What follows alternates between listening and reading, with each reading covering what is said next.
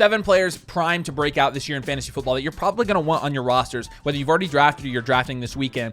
I would try to get these guys. Let's talk about the first one. Jameson Williams of the Detroit Lions. You saw Jameson Williams in the Flock League go in the early 5th round, and I honestly think this is pretty warranted at this point. This was a guy, Jameson Williams, full transparency, that we started the offseason not really sure how we liked his price this year. But going in the 6th round, I think it's hard to deny somebody who, when you're looking at last year, finishes a wide receiver 2. He's going later than that right now in fantasy football drafts. I think it's hard to deny the upside with Jameson Williams, still in one of the best offenses in the NFL. But actually, the main thing with Jameson Williams that we've heard a lot of this offseason, really we've heard 2 things. The first thing we heard early was that actually the Lions are supposed to or expected to throw the ball downfield more than they even did with Ben Johnson. It's like, okay. And when you're looking at Jameson Williams, it's definitely a positive thing, right? His average target distance last year was 11th, but his yards per reception was higher than that. It was 17.3, which was 6th in the NFL. And so his yards per reception was very high. But Jameson Williams, you're looking at his targets. I mean, he's not getting a ton of them. He only had 91 targets last year, which was 40th in the NFL. Only ran 460 routes, 36th in the NFL. Only 35th in air yards in the NFL, but also 12th in yak, right? And yards per out run was modest as well. But basically what this means is if they actually are going to throw the ball down the field more, then this could be a very good thing for J-Mo. Now, I will say this. I don't think that J-Mo, even though his yards per catch from 2023 to 2024 went up from 14.7 to 17.2, obviously the touchdowns went up as well. The yards went up. The receptions went up. Everything went up last year. I will say this.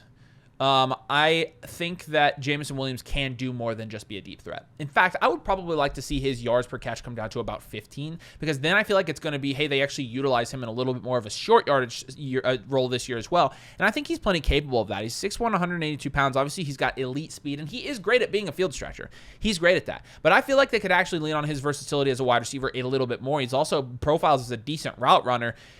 And the thing with Jameson Williams is, again, during training camp, we have heard more about Jameson Williams out of Lions camp than we've heard of any other Lions, receiving guy. Amon-Ra St. Brown has been him, right? He's just that good. Sam Laporta, we haven't really heard anything about for the most part, but he's still Sam Laporta. The running backs have been fine. But Jameson Williams, we've heard the most about. And Jameson Williams' route running profile last year wasn't fantastic. 36th, 59th, and 32nd percentiles against man zone and press coverage, respectively. Yet, Jameson Williams, I do think has, so he has a lot of room to grow. He still was the wide receiver 22 last year. So, not a great route runner last year. Not great opportunity last year. Still the wide receiver 22. What if he actually takes a step forward this year? Last year was his first really, in my opinion, full true season in the NFL. Played in 6 games in 2022 and in 12 games in 2023. He looked cooked, and last year he showed flashes. What if he develops into the receiver we all thought? He's only 24 years old. And so I think this could easily be the breakout season for Jameson Williams. This was a guy that was drafted in the top 15 of the NFL draft by the Detroit Lions. This might be the year they get that elite wide receiver 2 season out of J-Mo. All right. I'm going to read the depth chart of the 49ers wide receiver room for you after I mentioned that. First off, Jawan Jennings is currently the report is that his outlook for week 1 is, quote, murky, which is not something you want to hear, especially for a guy who has a calf injury. If we learned anything from last season with CMC, it's that calf injuries tend to linger. I don't think it's a tendonitis thing. I think it's an actual calf strain, which doesn't make me feel any better. And Ayuk's missing the first 4 to 6 weeks of the season at least. Here's your wide receiver depth chart. Ricky Pearsall, Demarcus Robinson, Jacob Cowing, Sky Moore, and Jordan Watkins. Which guy stands out there to you? It's Ricky Pearsall. The last guy available there, pretty much the only viable wide receiver option there that's going to be getting a significant amount of opportunity. The Niners have a choice here, and this is a significant choice that they're going to have to make. Throw the ball to Ricky Pearsall or don't throw the ball at all. They could have just a rushing rate of 80% and then just give the ball to George Kittle and dump it off to CMC and then just not pass it to anyone else. George Kittle is honestly, he's very significant here. This is a big reason why we love George Kittle this season. Because realistically, again, I mentioned that wide receiver depth chart. George Kittle is he's a great receiving option, and CMC is going to be a viable receiving option this season as well. He has been his entire career. So you don't want to just say that Ricky Pearsall's literally the single only guy available in the passing game. But schematically, as a true wide receiver, it truly is. It's him and it's Demarcus Robinson. We've seen nothing from Cowing. We've seen nothing from Sky Moore. We've seen nothing from Jordan Watkins. None of those guys have really done anything to show us that they're going to actually get significant volume and consistent opportunity while Jennings and Ayuk are out. Honestly, as like a streaming option to start the season, Demarcus Robinson might not end up being a bad waiver play if he ends up being productive to start out the season before these guys come back healthy. All that to say, this is a Ricky Pearsall video. This is a Ricky Pearsall segment, and that right there should be your only reason why that he has breakout potential this season. I mean, he legitimately could be one of the most surprising wide receivers. Maybe not surprising because like a lot of people are projecting this out for him because he's a top 8 round pick, top 8 round selection. But truly, I mean, if he ends up producing at a super high level to start the season, we're going to have a serious conversation about him. Will we project that he's going to regress when Ayuk comes back, or will we project that he's going to do the same thing? Can he stay healthy? That's another big question too. Because even after he got shot at the beginning of last season, he got banged up during the year as well. So that's something that we're going to have to keep an eye on with Ricky Pearsall. But you can't deny, I mean, it doesn't take a genius to look at that wide receiver room and your eyes kind of pop out of your sockets and you're like, who's there? I've never heard of those guys. I mean, I've heard of those guys, but I'm joking. Like, there's no one else there. It's Kittle, it's CMC, and it's Pearsall. And that's literally it to start the year for the Niners. It's not pretty there. Another wide receiver room that has pretty much been banged up a lot. This is a guy we haven't really talked about a lot as a potential breakout. The Green Bay Packers wide receiver room. And I think that, we're using that as maybe, hey, Matthew Golden could end up being decent in that situation. They are very injured right now. And so if it's going to be Matthew Golden, I mean, there's got to be somebody else that's going to catch passes too. And I think the next guy that has had, somewhat of a record of catching passes there is Tucker Kraft. Now, Tucker Kraft only had 70 targets last year, but he was the tight end 10 on the year, and you're still drafting him at about tight end 10 prices. When you're looking at Tucker Kraft's efficiency last year and his opportunity metrics, 18th in targets last year. I mentioned 70 targets. That was 18th in the league, but 6th in snap share. He's 26th in routes run. He was 19th in target share, all while being 7th in receiving yards, 5th in yak, and 4th in total touchdowns. Not to mention, he was one of the most efficient tight ends in the league. He was number 2 in yards per route run last year, 2.64 yards per route run, which again, 2nd in the league among tight ends. His efficiency metrics, every single one of them pretty much is top 5. His productivity metrics, a lot of them are in the top 5, and all of his opportunity metrics are in the bottom 15. Like he's 15 to 30 in every single opportunity metric as well. And so I think the injuries in Green Bay are going to open up some opportunity for Tucker Kraft. And we've seen what he does with limited opportunity. What if he gets more opportunity? What if he gets 90 targets this year? Well, even looking at last year, we're looking at this as let's do his points on a per target base. He scored 163 PPR points last year. And had 70 targets. So when you take 163 divided by 70, you get 2.32. And so that's essentially points per target. So what if we extrapolate that over 90 targets this year? Say he has the same touchdown rate, still scores the same amount of touchdowns as he did on a per target basis last year. We're talking about 209 points. Hello. That's pretty good, right? 209 points. Let's put that into perspective. Sam Laporta last year, 174 points, right? Travis Kelce last year, the tight end 5. Had 195 points. We'd be talking about a top 5 tight end season for Tucker Kraft, and all it takes is potentially 20 more targets in the same touchdown rate. Now, you might say the same touchdown rate is hard to get because he's scoring a touchdown for every 10 targets he gets, but this is also a guy that's really what his role is. 12th in the league in red zone targets last year. He had 13 red zone targets and had 7 touchdowns. He's very good at converting those red zone targets to touchdowns. And so I don't think it's all that far-fetched to say that he actually does maintain his target share and his touchdown rate.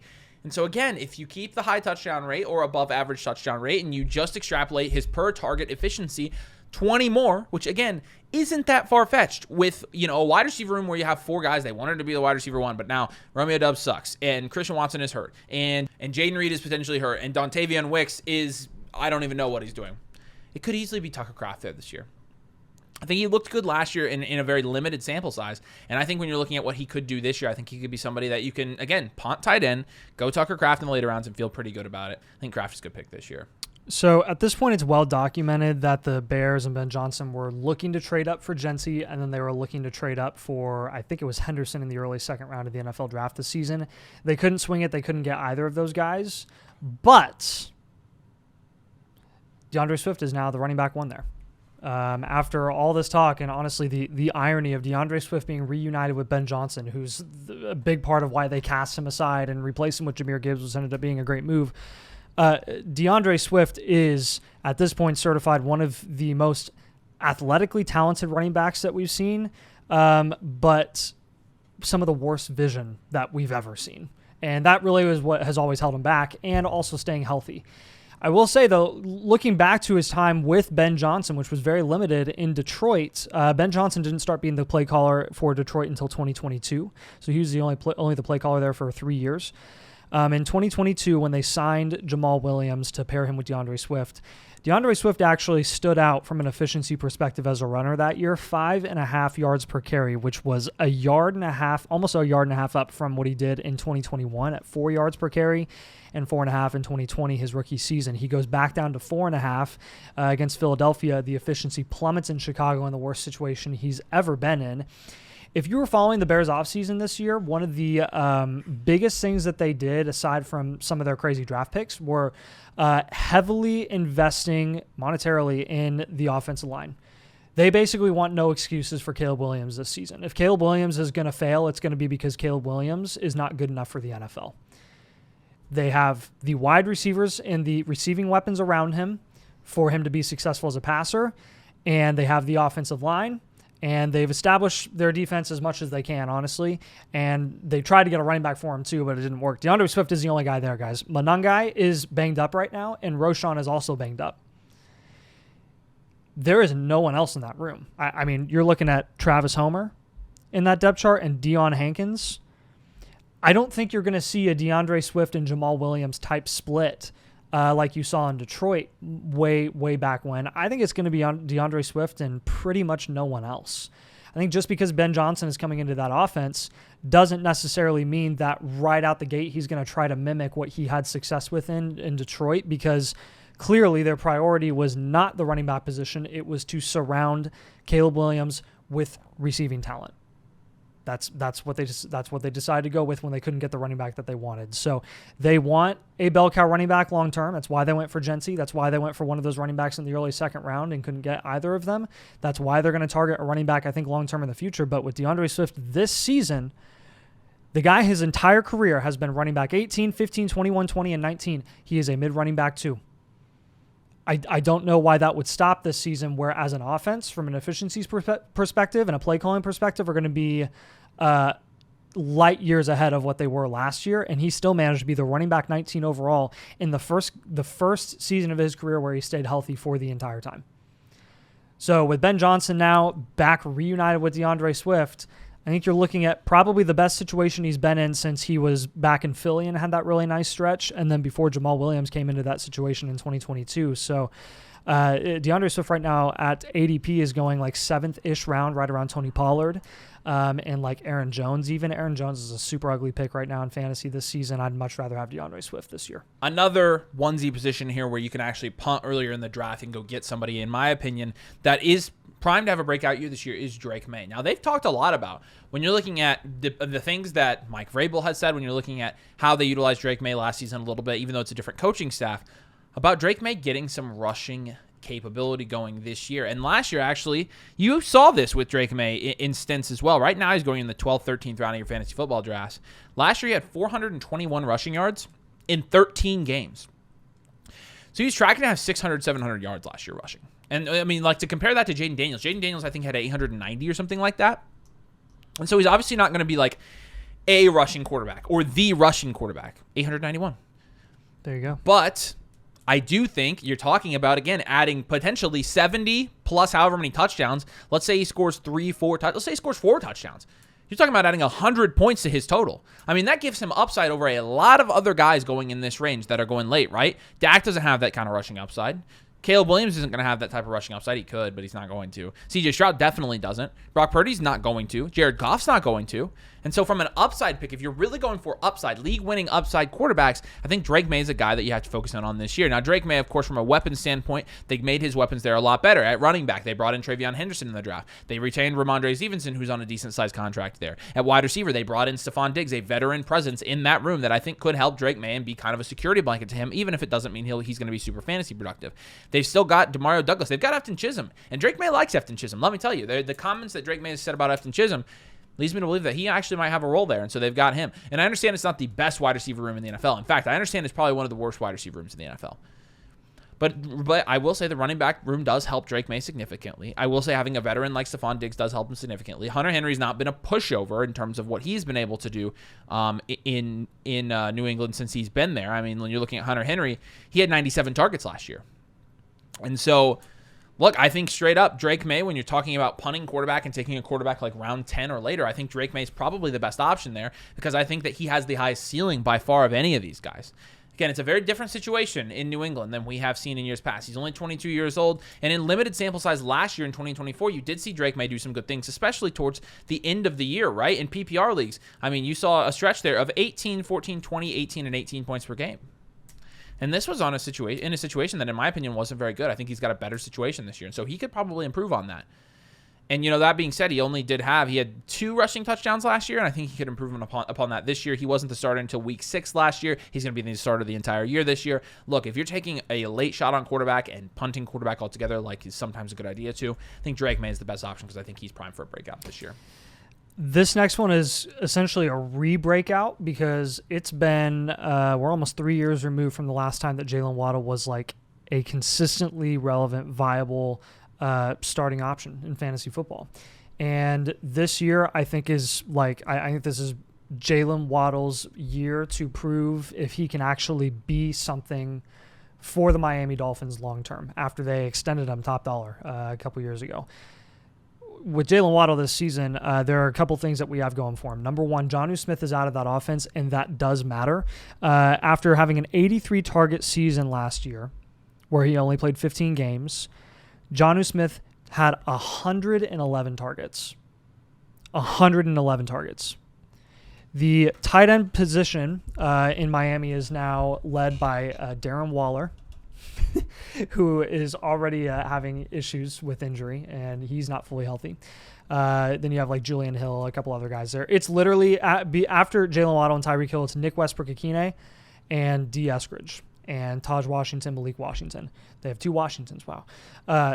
It's not pretty there. It's Tyreek Hill and it's Waddle and it's no one else. Mike McDaniel this year is on the hot seat, and they, in my opinion, will live and die by what they do with that receiving core because that's where they invested a lot of their cap space and a lot of their run to try and make a playoff run over the last couple of seasons. They thought they could go far in the playoffs with Jaylen Waddle and Tyreek Hill leading that offense with Tua Tagovailoa getting them the ball. If Waddle is a non-factor this year, Mike McDaniel's losing his job. I'm just telling you now. It's whether it's Mike McDaniel's fault or Jaylen Waddle's fault, it doesn't really matter. Top dollar to this guy. Top dollar. And he was truly a non-factor. You could not flex Jaylen Waddle last season. Another thing that you have going for Jaylen Waddle this year is the fact that from a locker room perspective, Miami's pretty ticked at Tyreek Hill right now. The vibes around Tyreek Hill are not positive, and again, I'm not a guy that like runs off vibes, but it does matter when you hear like quite literally out of the mouth of Tua Tagovailoa straight into training camp. He was like, Tyreek honestly kind of has to earn some trust back because he bad talked all of us. He trashed us, said he wanted to be out and bailed when they didn't make the playoffs. And oh, by the way, he's still wearing a wrap around his hand. When that wrist injury that everybody was making an excuse for Tyreek Hill last season, that's still lingering. Apparently, that's still an issue. Apparently. So again, I'm not anti Tyreek Hill this season. If you want to take a shot on Tyreek Hill in the mid to late third, I think he could have another like 17, 18 point per game season this year. I think that'd be great. I don't think he's going to have 22 plus points per game like he did in the past, but Devon Achane being another guy there who again has to stay consistently healthy.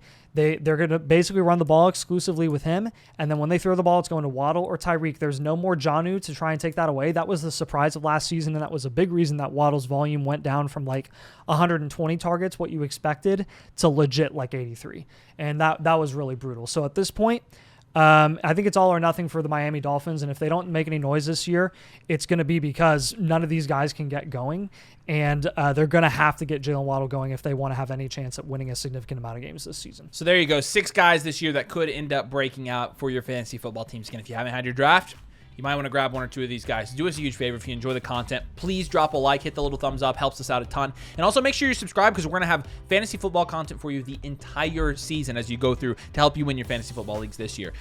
We have the season pass available too. You can check that out at the link in the pinned comment. If you use code DOMAIN when you sign up, you get 30% off. It ends up being $30, and you get everything you need to win your fantasy football leagues for the entire season. So you can check it out in the link below. But we appreciate you guys. Thanks for watching, and we'll see you later.